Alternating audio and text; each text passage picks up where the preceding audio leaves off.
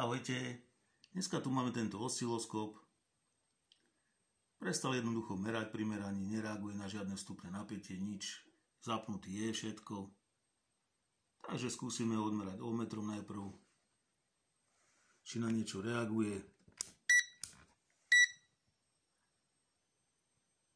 Takže na najvyššom rozsahu 32 MΩ nereaguje na nič, žiadna zmena, pohyb, nič.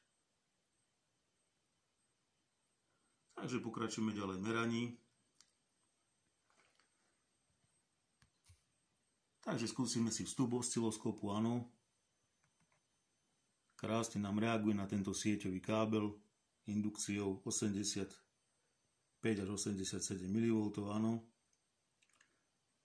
Takže vieme, že chyba už tu môže byť, respektíve v sonde. Takže odmerieme si aj tu.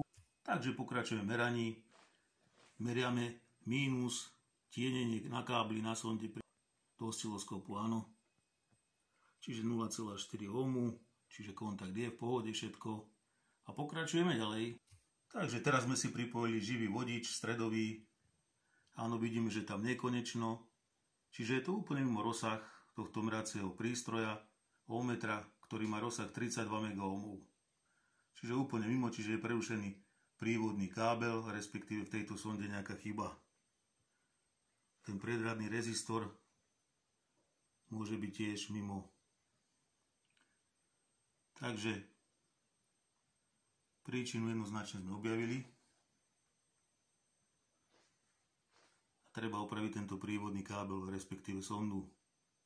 Lebo ako vidno, je to prerušené jednoducho a tým pádom nám tento osciloskop nebude merať.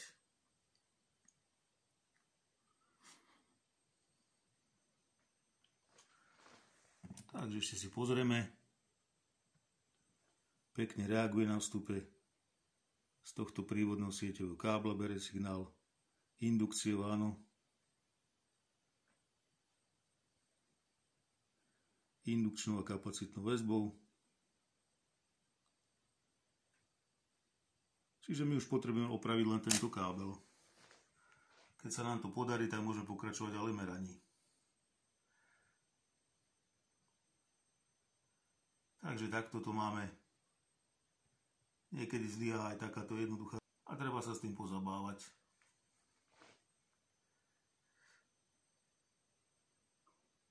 Takže tak, to bolo pre dnešok všetko. Ďakujem vám všetkým za vašu pozornosť, za vaše odbery a lajky. Ahojte.